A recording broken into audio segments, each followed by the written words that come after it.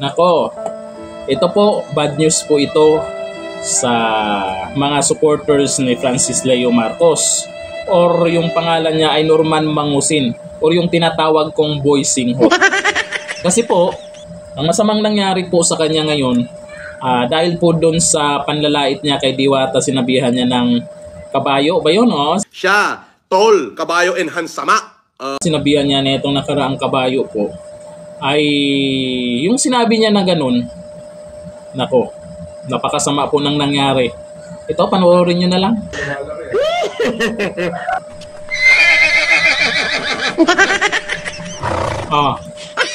Pansin nyo ba? Nagtutunog kabayo na siya. Sinapian ng kabayo si Boy Singhot. Talaga naman, yan ang resulta. Lahat ng bato mo, sinabihan mo ng pangit, sinabihan mo ng adik si Diwata, parang bumabalik sa'yo lahat kasi sumisinghot-singhot ka na.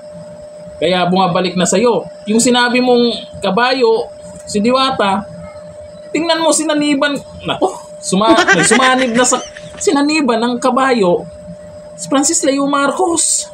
Naku talaga. Ang gwapo niyan.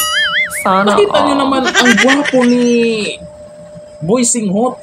Tapos ang sumanib, kabayo. Naku, napakasamang balita po yan. Dapat ipatingin nyo na yan. Baka lumala pa yan. Naku, sa mga supporters ni Boy Singhot, ako'y nagpaalala lang kasi ako po'y nag-alala din po yan sa idol natin na si Boy Singhot. Dahil paano makawala sa kanya yung sumanib sa kanya na kabayo. Nagtutunog kabayo na, hindi nasaniban na ng kabayo. Yan. Sus talaga naman. Mukhang mukhang mabilis makakarma ito si Diwata. Sinabihan niya nakaraan na pangit. Oy, binanatan siya ng mga nagko-comment na siya daw yung pangit, hindi daw si Diwata. Sinabihan siya sinabi niya kay Diwata na adik daw si Diwata. Nakarma ulit. Kasi ilang sunod-sunod na live, puro na sumisinghot-singhot na. Oo. Kaya nagmumukhang siya yung adik. Tapos ngayon, eto na. Diyos, kawawa naman. Kawawa naman.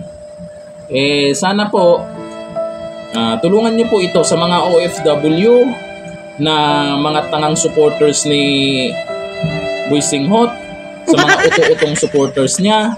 Ako po yung nakikiusap po sa inyo na sana po ay ipagamot nyo na po agad yan. Agad-agad. Huwag nyo nang patagalin pa. Kasi baka makapanakit pa ng nasa tabi-tabi niya. Baka bigla niyang, kasi yung kabayo naninipa bigla yun. Makasakit ng kapwa. Diba? Kawawa po. Nagtutunog kabayo na po yung tao. Diba? Nakakaya po pag lumabas po yan sa labas, baka biglang tumakbo po yan.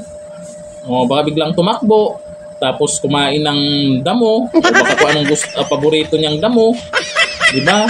Ay kami naman po ay concerned po diyan sa gwapo nating idol. Kasi pandemic hero naman daw 'yan. At maraming nagmamahal na mga OFW 'yan. Oo, maraming nagmamahal na mga OFW 'yan, mga tangang OFW na hanggang ngayon ay nakasuporta pa rin sa kanya. Tulungan niyo po. Ipagamot niyo po yan sa lalong madaling panahon. Thank you and good luck sa ating pandemic hero na si Peking Marcos. Bye-bye.